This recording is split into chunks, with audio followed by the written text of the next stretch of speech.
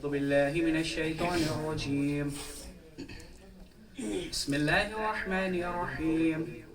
الحمد لله الذي لا يبلغ مدحته القائلون ولا يحصي نعماءه العادون ولا يؤدي حقه المجتهدون، الذي لا يدركه بعد الهمم ولا يناله غوص الفطن، الذي ليس لصفته حد محدود ولا نعت موجود ولا وقت معدود ولا أجل ممدود، فطر الخلائق بقدرته ونشر الرياح برحمته ووتد بالسحور ميادان أرضه. أول الدين معرفته وكمال معرفته توحيده وكمال توحيده الإخلاص له وكمال الإخلاص له نفي الصفات عنه لشهادة كل صفة أنها غير الموصوف وشهادة كل موصوف أنه غير الصفة. ثم بعث الله سبحانه محمدا صلى الله عليه وآله وسلم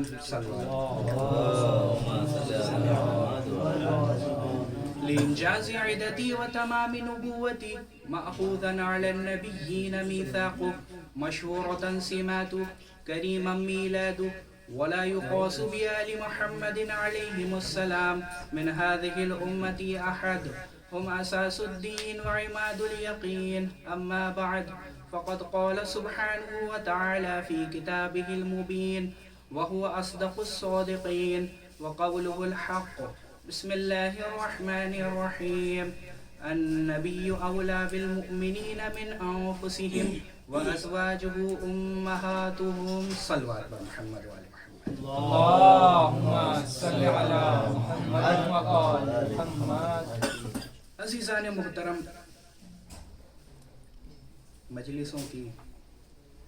مجلسوں کا سلسلہ مسلسل چل رہا ہے، اور یہ پروردگار عالم کی طرف سے عظیم توفیق ہے کہ ہم ان مجلسوں میں شرکت کر رہے ہیں، چاہے کسی بھی عنوان سے ہو، لیکن یہ پروردگار عالم کی طرف سے ایک عظیم توفیق ہے کہ ہم اس طرح کی عبادت کو انجام دے رہے ہیں۔ اور اسی کے ساتھ ساتھ ان عظیم ہستیوں کا تذکرہ ہو رہا ہے اور محسن عالم اسلام کا تذکرہ ہو رہا ہے، اور اس کی بھی توفیق ہم کو حاصل ہو رہی ہے۔ چنانچہ کل کی تاریخ جو گزری تھی وہ جناب ام المؤمنین جناب خدیجۃ الکبریٰ سلام اللہ علیہا کی وفات کی مناسبت سے وہ تاریخ تھی، لہٰذا آج کی مجلس کا موضوع بھی میں نے اسی کو قرار دیا ہے۔ عزیزان محترم، پروردگار عالم نے سورہ احزاب کی آیت رقم 6 میں ارشاد فرمایا ہے کہ نبی مومنین پر ان کے نفسوں سے زیادہ حق رکھتے ہیں، اور ان کی ازواج ان مومنین کے لیے مائیں ہیں۔ عربی زبان میں، یہاں تک کہ ہماری اردو زبان میں بھی، جب بھی لفظ ماں استعمال کیا جاتا ہے تو اس سے مراد وہ عورت ہوتی ہے جو صاحب اولاد ہوتی ہے۔ عربی زبان میں ایک ضرب المثل ہے جو بہت پرانے زمانے سے چلتی آ رہی ہے۔ پرانے زمانے میں جو گھر ہوتے تھے وہ صرف گراؤنڈ فلور پر بنے ہوتے تھے، جس کو آج کے زمانے میں طابق الارضی بھی کہا جاتا ہے۔ جو اس زمانے میں بہت زیادہ امیر ہوتا تھا وہ کیا کرتا تھا کہ ایک فلور اور بنا لیتا تھا، تو وہ جو گراؤنڈ فلور ہے اس کو کہا جاتا تھا طابق الاولی، اور جو اس کے اوپر ہوتا تھا وہ طابق الثانیہ ہوتا تھا۔ اور اسی طرح سے جو گراؤنڈ فلور پہ ہوتا تھا اس کو بیت کہا جاتا تھا، جو اس کے اوپر بنایا جاتا تھا اس کو غرفہ کہا جاتا تھا۔ چنانچہ اسی روش پر شہید اول اور ثانی نے کتاب لمعہ میں جہاں پر کتاب الصلح کو ذکر کیا ہے وہاں پر اسی روش کا استعمال کیا ہے۔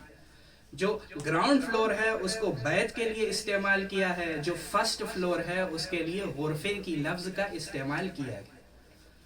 چنانچہ ضرب المثل کیا ہے کہ ایک خاتون تھی کہ جو دوسرے طبقے پر موجود تھی اور نیچے دو جوان آپس میں لڑ رہے تھے، اچھا وہ خاتون ان کو بھڑکا رہی تھی، کہہ رہی تھی مار ڈالو، کاٹ ڈالو، قتل کر ڈالو۔ اچھا کچھ گروہ تھا لوگوں کا کہ جو دور سے دیکھ رہا تھا اور وہ دو نوجوان لڑ رہے تھے، تو انہی میں سے ایک شخص نے دوسرے شخص سے سوال کیا کہ یہ کون عورت ہے کہ جو یہ دو نوجوان لڑکوں کو لڑا رہی ہے، دو نوجوان افراد کو لڑا رہی ہے؟ تو پوچھنے والے سے ایک سوال کرنے والے کو ایک دوسرے انسان نے جواب دیا کہ یہ جو اوپر بیٹھی ہوئی ہے یہ ان دو افراد کی ماں ہے۔ تو اس نے بہت تعجب سے سوال کیا کہ کیا کوئی ماں بھی کبھی اپنے بچوں کو لڑوا سکتی ہے؟ تو جو جملہ اس نے کہا وہی عربوں کے درمیان ضرب المثل ہے۔ اس نے جملہ کہا کہ کوئی بھی ماں اپنے بچوں کو لڑوا نہیں سکتی مگر یہ کہ سوتیلی ماں اپنے بچوں کو لڑواتی ہے۔ تو اب یہاں سے ہم کو پتا چلا کہ ایک ماں وہ ہوتی ہے جو حقیقی ماں ہوتی ہے، ایک ماں وہ ہوتی ہے جو سوتیلی ماں ہوتی ہے۔ اب ہم کو حقیقی اور سوتیلی ماں کا فرق یاد رکھنا ہے اور اپنے ذہن میں رکھنا ہے کہ حقیقی ماں کون ہوتی ہے اور سوتیلی ماں کون ہوتی ہے، اور اس آیت میں مومنین کی ماں سے مراد کون سی ماں ہے؟ حقیقی ماں مراد ہے یا سوتیلی ماں مراد ہے؟ کیونکہ حقیقی ماں وہی ماں ہے کہ جو اپنے بچے کے لیے حقیقی طور پر ماں قرار پاتی ہے۔ بعض افراد نے حقیقی ماں اور سوتیلی ماں کے درمیان فرق کو بھی بیان کیا ہے۔ وہ فرق، ایک بنیادی فرق کیا ہے؟ اگر کوئی حقیقی ماں ہوتی ہے تو مال و دولت کو اپنے بچے کے لیے لٹا دیتی ہے۔ کیا کبھی کسی آپ نے حقیقی ماں کو دیکھا ہے کہ بچہ تڑپ رہا ہے کینسر سے اور ماں اپنی مال و دولت کو جمع کر رہی ہے، اکٹھا کر رہی ہے؟ نہیں عزیزان محترم، حقیقی ماں وہ ماں ہوتی ہے کہ جو مال و دولت کو اپنے بچوں پر قربان کر دیتی ہے۔ اسی کے برعکس وہ ایک سوتیلی ماں وہ ہوتی ہے جو بگڑی ہوئی سوتیلی ماں ہوتی ہے کہ جو مال و دولت کو اکٹھا کرتی ہے اور اولاد کے درمیان کیا ہے، لڑائی جھگڑا کرواتی ہے۔ ساری سوتیلی ماں کے بارے میں نہیں کہنا چاہتا، بلکہ وہ سوتیلی ماں کی جو بگڑی ہوئی سوتیلی ماں ہے۔ باپ کے 3 بیٹے ہیں، اب بچوں کے درمیان تفرقہ پیدا کیا تاکہ آپس میں ایک دوسرے کو قتل کر دیں تاکہ میراث میں زیادہ حصہ ملے۔ تو ایک سوتیلی ماں وہ تھی کہ جو دوسرے طبقے پہ کھڑے ہو کر کے اپنے بچوں کو لڑوا رہی تھی، اور ایک سوتیلی ماں وہ تھی کہ جو جنگ جمل میں آ کر کے مسلمانوں کو لڑوا رہی تھی۔ صلوات بھیج دیا محمد و آل محمد پر۔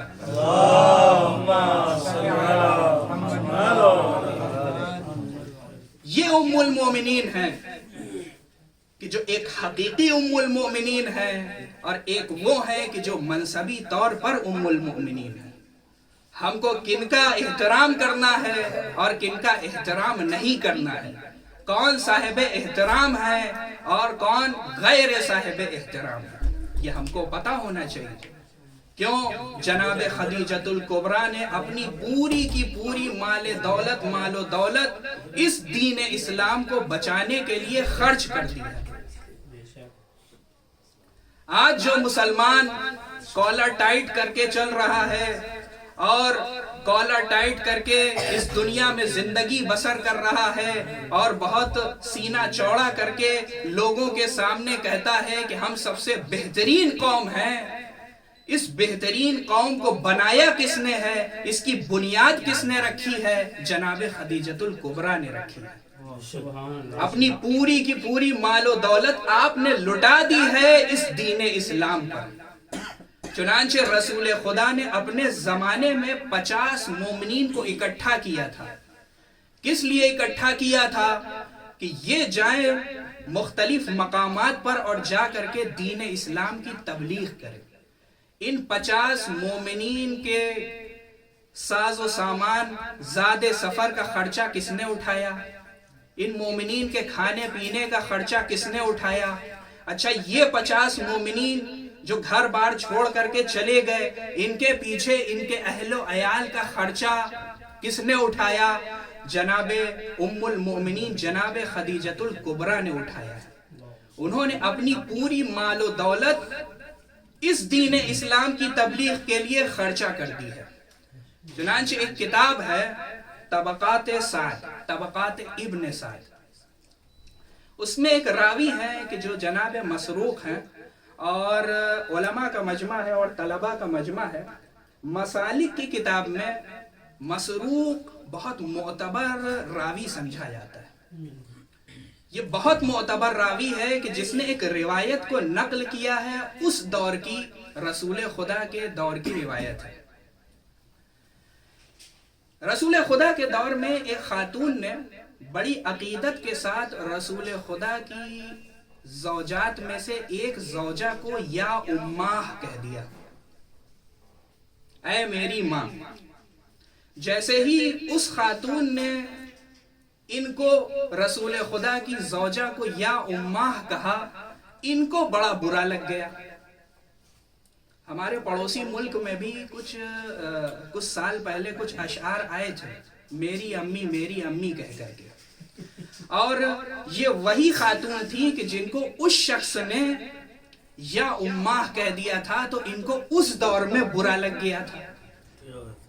کسی مرد سے اگر پوچھئے، مولانا حیدر سے میں نے پوچھا کہ آپ کی عمر کیا ہے، تو انہوں نے فوراً برجستہ کہہ دیا میری عمر 40-42 سال ہے۔ انہوں نے اپنی عمر کو بتانے میں کوئی سستی نہیں کی، لیکن اسی کے برعکس کسی خاتون سے آپ پوچھ لیجئے کہ آپ کی عمر کیا ہے۔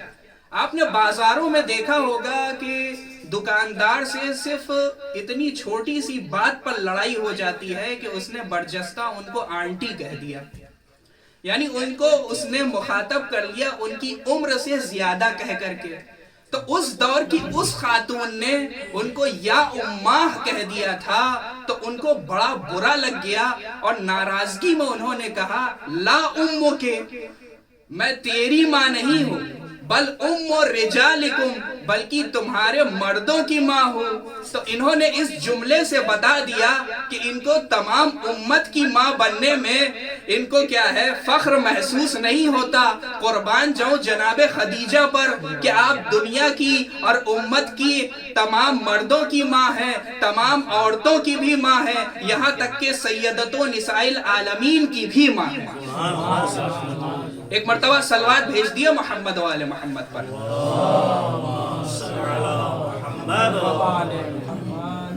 یہ عظمت ہے جناب خدیجۃ الکبریٰ سلام اللہ علیہا کی، کہ آپ جناب فاطمۃ الزہرا سلام اللہ علیہا کی ماں ہیں۔ کہ رسول خدا کو جب پروردگار عالم نے جناب صدیقہ طاہرہ کو عطا کرنا چاہا تو بڑا اہتمام کیا تھا۔ کیا اہتمام کیا تھا؟ حکم ہوا تھا کہ اب آپ 40 دن لوگوں کے درمیان نہیں رہیں گے۔ 40 دن آپ پہاڑ پر جا کر کے پروردگار عالم کی عبادت کریں گے، اور 40 دن تک آپ اس دنیا کا، اس زمین کا کھانا نہیں کھائیں گے، بلکہ 40 دن تک آپ جنت کا کھانا کھائیں گے۔ 40 دن کے بعد اچھا جناب رسول خدا کو معراج ہوئی ہے۔ رسول خدا کو معراج کہاں پر ہوئی ہے؟ مکے میں ہوئی ہے۔ اور جب رسول خدا کو معراج ہوئی ہے تو آپ کی زوجیت میں صرف ایک خاتون ہے، وہ جناب خدیجۃ الکبریٰ ہے۔ اور وہ خاتون کہ جو مدینے میں جناب رسول خدا کی زوجیت میں آئی ہیں، وہ اس معراج کا انکار کر رہی ہیں۔ معراج ہوئی ہے مکے میں اور مدینے سے انکار ہو رہا ہے۔ اور جناب خدیجۃ الکبریٰ کی معتبر روایت ہے، وہ کہتی ہیں کہ معراج جب ہوئی ہے رسول خدا کی تو رسول خدا میرے گھر میں میرے بستر پر تشریف فرما تھے۔ رسول خدا کو معراج ہوئی ہے، رسول خدا کو آسمان پر عرش پر بلایا گیا اور پروردگار عالم کی طرف سے ایک پھل عطا کیا گیا۔ اب وہ پھل جب آپ نے سوال کیا کہ اس میں کیا ہے تو جواب دیا گیا کہ اس میں شہزادی جناب فاطمۃ الزہرا سلام اللہ علیہا کا نور ہے۔ تو جب پروردگار عالم کو طٰہٰ جیسے رسول کو شہزادی عطا کرنی تھی تو اتنا بڑا اہتمام کیا گیا. 40 دن تک آپ انسانوں کے درمیان نہیں ہیں، آپ اس دنیا کا کھانا نہیں کھائیں گے بلکہ آپ جنت کا کھانا کھائیں گے. تو طٰہٰ جیسے رسول کے لیے اتنا اہتمام کیا گیا. تو اب آپ سلام کیجئے جناب خدیجۃ الکبریٰ کو کہ آپ کا ظرف کتنا عالی ہے کہ رسول خدا تک تھوڑی مدت کے لیے جناب صدیقہ کا نور رہنا ہے، لیکن آپ تک صدیقہ طاہرہ کا نور 9 مہینے تک آپ کے بطن میں رہنا ہے. عزیزان محترم، وہ روایات کہ جو آ کر کے کہتی ہیں کہ قبل از پیغمبر جناب خدیجۃ الکبریٰ دوسری کی زوجیت میں تھی، تو یہ صرف جناب صدیقہ طاہرہ، جناب صدیقہ طاہرہ اور جناب خدیجۃ الکبریٰ کی عصمت کا انکار ہے کہ اتنی عظیم شخصیت رسول خدا سے پہلے کسی اور کی زوجیت میں تھی. جب پروردگار عالم کو اتنی عظیم شخصیت کا نور دینا تھا تو رسول خدا کے لیے اتنا بڑا اہتمام کیا گیا. 40 دن تک اہتمام کیا گیا ہے کہ وہ نور اس پھل کے ذریعے سے رسول خدا تک منتقل ہونا تھا. یہ عظمت ہے جناب صدیقہ طاہرہ اور جناب خدیجۃ الکبریٰ سلام اللہ علیہا کی. ایک مرتبہ صلوات بھیج دیا محمد و آل محمد.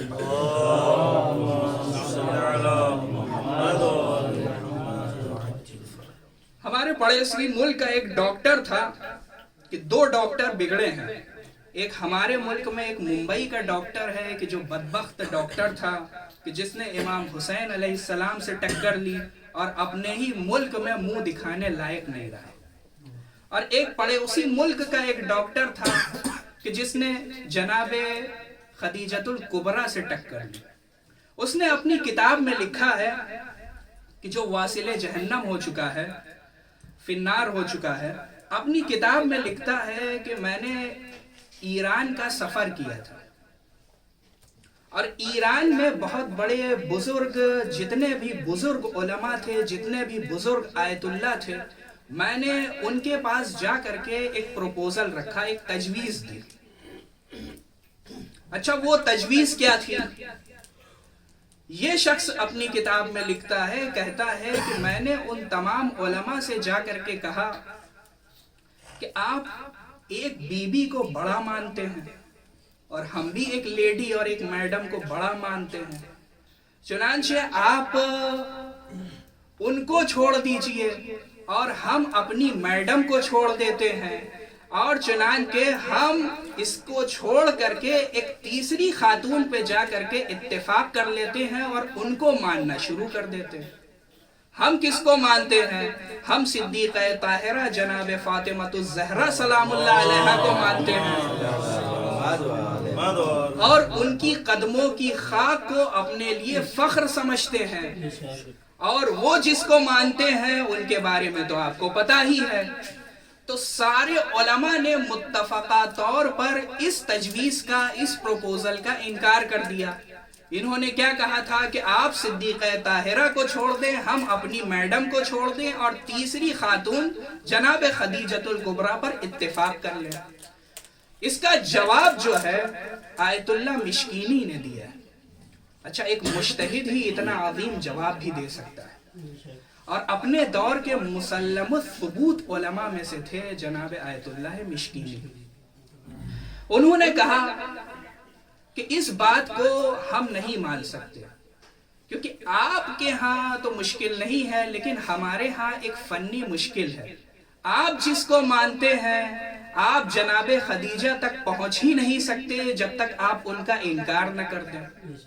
لیکن ہمارے لیے ایک فنی مشکل یہ ہے کہ ہم نے اگر جناب فاطمہ الزہرا کو چھوڑ دیا تو جناب خدیجہ تو دور کی بات دین اسلام بھی نہیں ملے گا. ایک مرتبہ صلوات بھیج دیے محمد و آل محمد پر.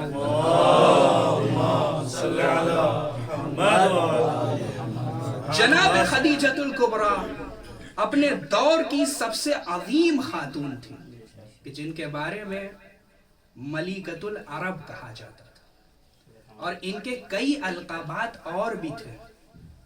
ان کو ام السعالیق بھی کہا جاتا تھا، ام الایتام بھی کہا جاتا تھا، یعنی نابینا افراد کی ماں جو تھی وہ جناب خدیجہ تھی، یتیموں کی ماں جو تھی وہ جناب خدیجہ تھی۔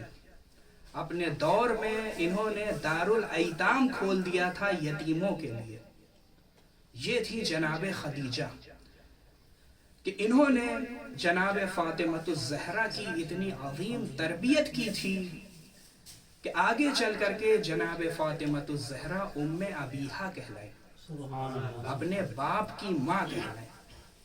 یہ تربیت کس نے کی تھی؟ جناب خدیجۃ الکبریٰ سلام اللہ علیہا نے کی تھی۔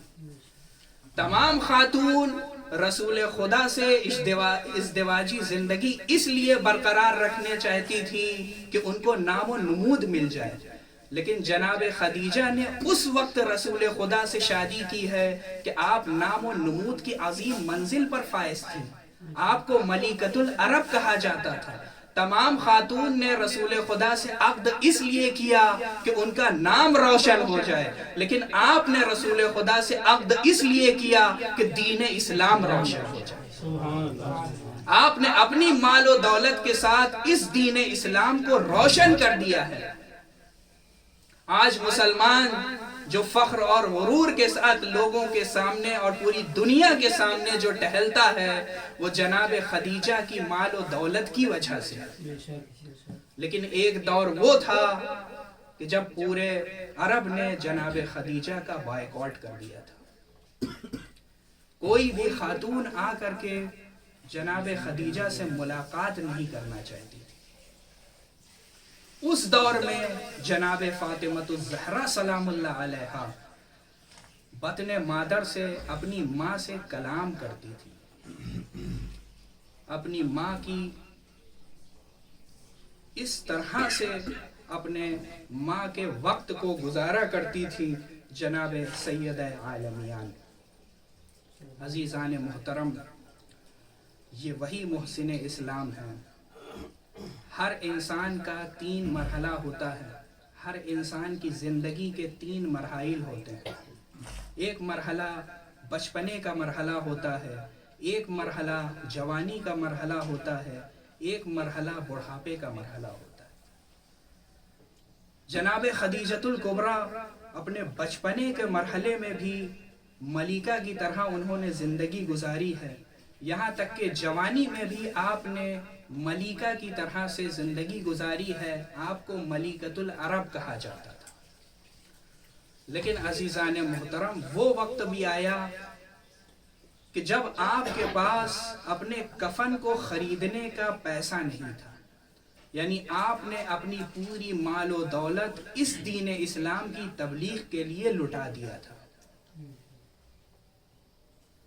وہ وقت بھی آیا کہ ماہ رمضان المبارک کی 10ویں تاریخ آ گئی۔ جناب خدیجۃ الکبریٰ بستر پر تشریف فرما ہیں، آپ نے جناب فاطمۃ الزہرا سلام اللہ علیہا کو طلب کیا۔ جناب فاطمہ آپ کے پاس آئیں، گفتگو ہو رہی تھی۔ آپ نے اپنی بیٹی سے کہا، بیٹا میں ایک وصیت کرنا چاہتی ہوں، میں یہ چاہتی ہوں کہ تم اپنے بابا سے جا کر کے کہہ دو کہ وہ اپنا کرتا مجھ کو لا کر کے دے دیں، تاکہ تمہارے بابا کا کرتا میرے لیے کفن بن جائے۔ اللہ اللہ، جناب شہزادی تڑپ گئیں کہ ایک والدہ وصیت کر بھی رہی ہیں تو کس طرح کی وصیت کر رہی ہیں، اپنے کفن کی وصیت کر رہی ہیں۔ وہ وقت بھی آیا کہ شہزادی کا آخری وقت ہے، اب آپ اس دنیا سے جانا چاہتی ہیں۔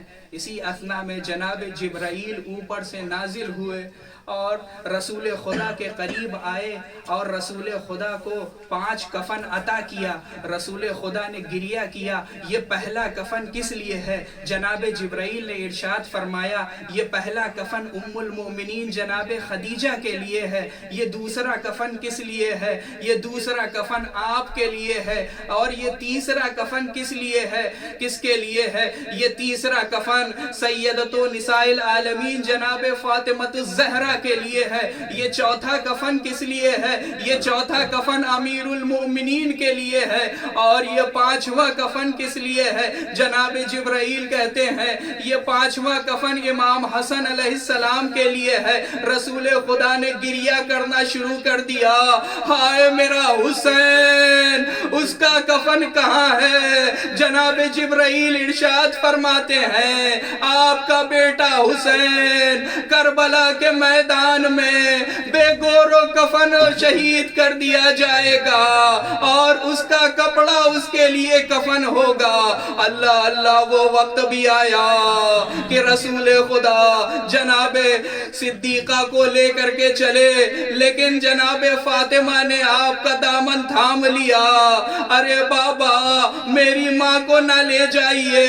ارے رسول خدا نے بڑی شفقت کے ساتھ جناب فاطمہ کو سمجھایا، ارے بیٹی ابھی تمہاری والدہ گرامی جنت کے اعلیٰ طبقے میں فائز ہیں۔ اللہ اللہ، آپ نے بڑی شفقت کے ساتھ اپنی بیٹی کے سر پر ہاتھ پھیرا، لیکن ایک یتیمہ کربلا میں بھی ہے جو اپنے بابا پر گریہ کرنا چاہتی ہے، لیکن کبھی شمر کے تماچے ہیں، پسر سات کے کوڑے ہیں۔ ارے وہ وقت بھی آیا کہ شہزادی ایک مقام پر ٹھہری، شہزادی کو پیاس لگی تھی۔ شہزادی نے جناب زینب سے کہا ارے پیاس مارے ڈال رہی ہے، کیا میں شمر سے طلب آب کر لوں؟ اجازت ملی، شمر کے پاس پہنچی، ارے شمر پیاس مارے ڈال رہی ہے،